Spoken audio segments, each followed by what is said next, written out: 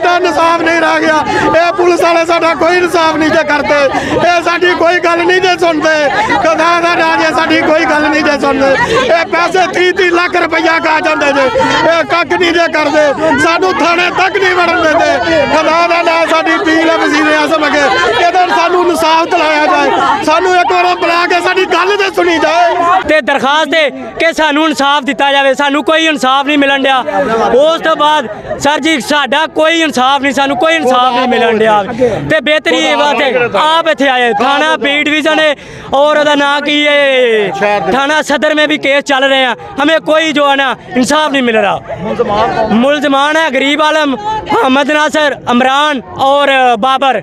एक इनका भाई जो है ना पहले ही ऑलरेडी जो है ना जेल में है, तो वो भाई का ससुर था जिसको मर्डर किया, उसके केस में अंदर है वो। कत्ल के मुलजमान की अदब गिरफ्तारी पर लवाहिकीन का लाश सड़क पर रखकर पुलिस के खिलाफ शदीद एहतजाज। अमोकी के रहायशी वकास अली को चंद रोज़ कबल मुलजमान ने अदालत पेशी से वापसी पर थाना बी डिवीजन के इलाके लाहौर रोड सिटी पेट्रोलियम के सामने फायरिंग करके ज़ख्मी कर दिया था, जो कि आज ज़ख्मों की ताब न लाते हुए जहाँ बहक हो गया। लवाहिकीन के मुताबिक बासर मुलजमान ने इससे कबल भी मकतूल के भाई अदील को अदालत पेशी से वापसी पर गुजरांवाला रोड पर फायरिंग करके कत्ल कर दिया था, जबकि मकतूल के वालिद वारिस अली और सुस्तर नसीर को भी मुलजमान ने कत्ल किया था, मगर पुलिस की मुसलसल बेहिसी और हरदर्मी की वजह से मुलजमान गिरफ्तार न हो सके।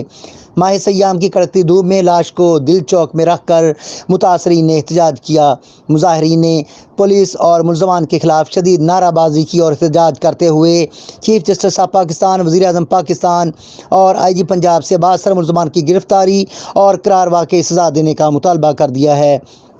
उधर दूसरी जानब पुलिस के मुताबिक पहले मुकदमात में मुलजमान को गिरफ्तार किया गया है और मरकज़ी मुलजमान की गिरफ्तारी के लिए छापे भी मारे जा रहे हैं और मज़ीद तफ्तीश भी जारी है। पुलिस का कहना है कि मुलजमान को जल्द गिरफ्तार कर लिया जाएगा।